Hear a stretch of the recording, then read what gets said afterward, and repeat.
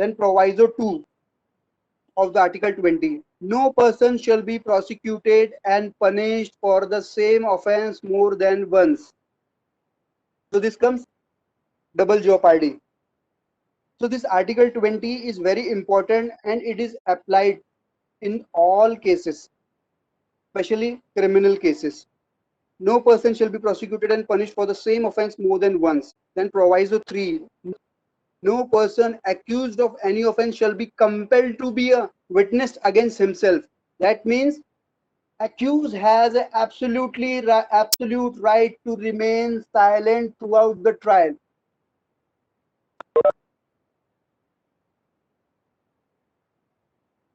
Now the next article which comes in the picture, protection to life and personal liberty, which defines further, no person shall be deprived of his life or personal liberty except according to procedure established by the law. Here comes the bail, anticipatory bail comes in the picture. At the time of applying for the bail in any case connected with any act or law, this particular article comes in the picture, which guarantees and provides to the citizen of India protection of life and personal liberty. The most important rulings which were given by the Apex Court of India is the Maneka Gandhi versus Union of India, AIR 1978, in which the Supreme Court clear cut laid that the procedure depriving a person of his life or personal liberty must be just, fair, and reasonable. The Article 21A, right to education. This article is inserted in the year 2002. Article 21A inserted by the Constitution 86th Amendment in the year 2002, which provides that state shall provide compulsory education to every children who are not less than 14 years in that form as has been ascertained by the law. So very important article. This article has to be kept in the mind while dealing with the education affairs. Next article comes in the picture, Article 22, which is a very essential and very important article. Protection against arrest and detention in certain cases.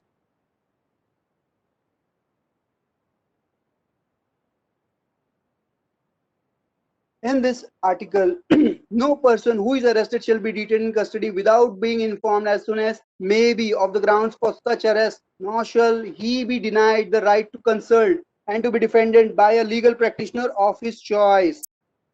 Very important definition of the very important article, which is laid down and enshrined in the Constitution of India at Article 22. Then proviso 2 of this particular article is, every person who is arrested and detained in the custody shall be produced before the nearest magistrate within a hours of such arrest, excluding the time necessary for the journey from the place of arrest to court of the magistrate, and no such person shall be detained in custody beyond the set period without the authority of the magistrate. So, no, nor any person, nor any agency, nor any government functioning authority can detain any person who is a citizen of India illegally without any authority. Now next part comes in this particular chapter, part 3, right against exploitation. This comes Article 23, prohibition of traffic in human beings and forced labor. Two laws which specifically deals with this particular article, prohibition of traffic in human beings. Then PETA comes in the picture, Prevention of Immoral Trafficking Act. And forced labor, that means no one can force anybody to work without his will or his choice. Then next article comes under this part, right against exploitation. The Article 24, which says that prohibition of employment of a children in factories, etc. Now the legal definition of age of a child is 18 years. Legal age, 18 years. Any person who's below the age of 18 years not allowed to work in a factories or any hazardous environment which can create impacts on the mental and physical condition of a child. Then next right comes in the picture is a portion 4, right of freedom of religion. This is the fourth part of a chapter 3 of Constitution of India, which starts from the article 25 to article 28.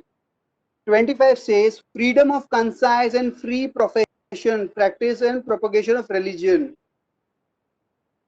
That means any subject, any individual, any citizen of India has a right of practicing profession, practice and propagation of religion with certain limitations and conditions. That means one person cannot enforce or impose his religion on another person with force or with criminal intentions. Next article, Article 26, freedom to manage religious affairs. That means every citizen have a right to manage their religious affairs. Then comes the next article, Article 27, freedom as to the payments of taxes for promotion of any particular religion. Article 27.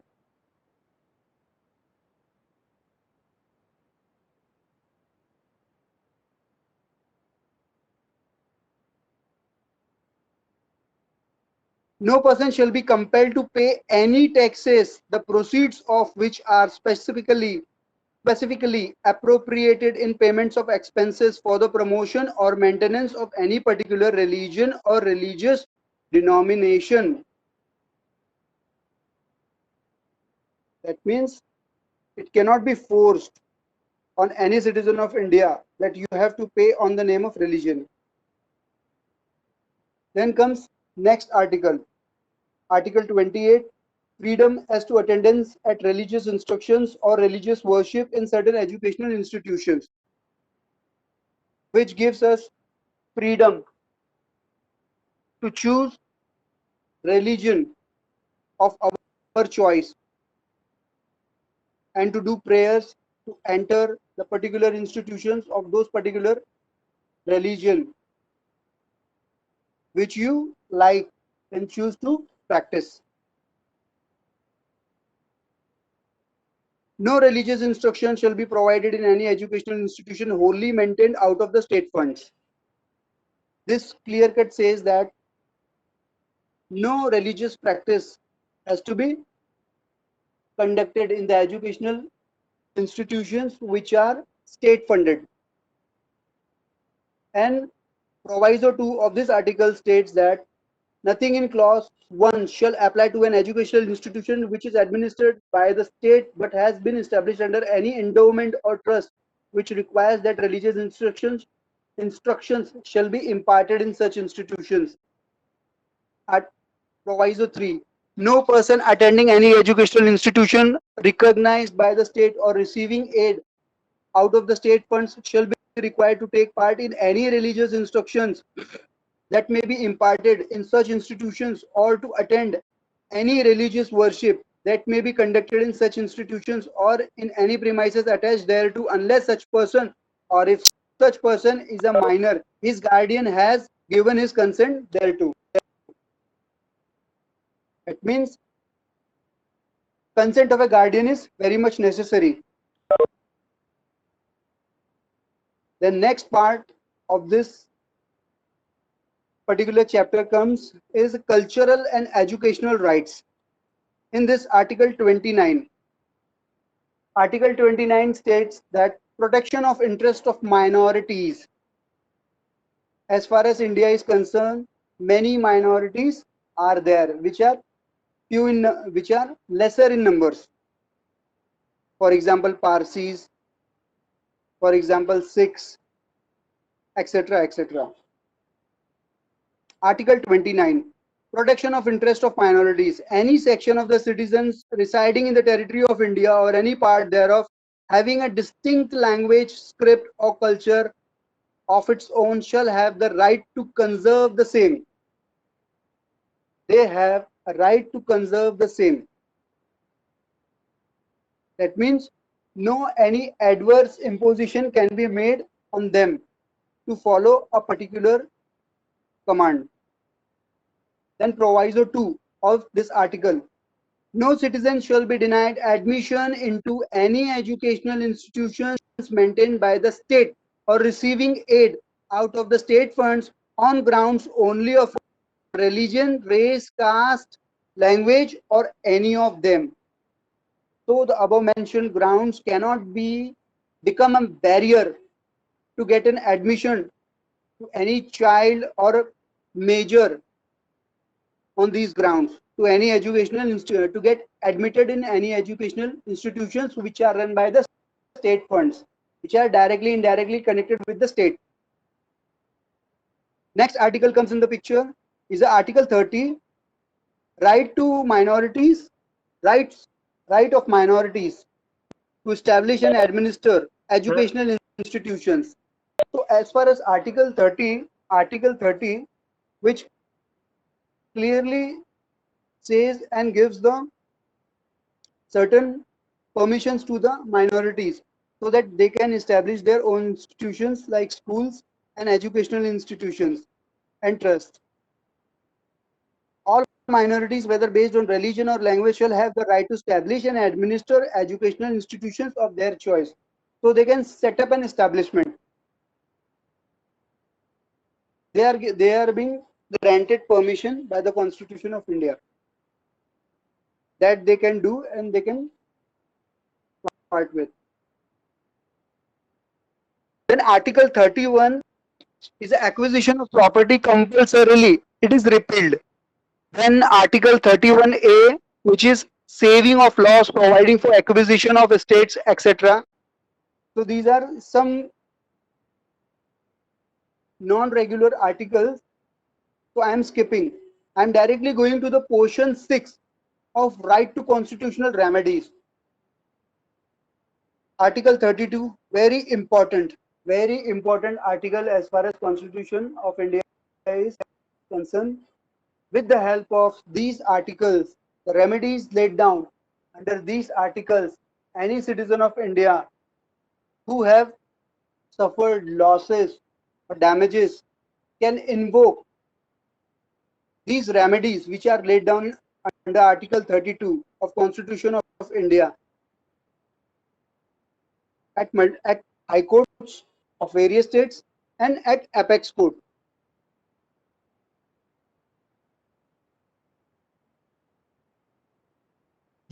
By way of writs. By way of writs. These writs are as follows. Writ of habeas corpus.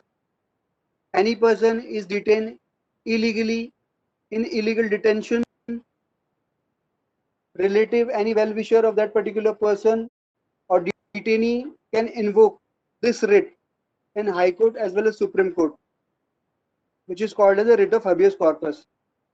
Then next comes a writ of mandibus, a writ of prohibition, a writ of quo warranto, and certiorari, whichever may be appropriate for the enforcement of any right conferred by this part,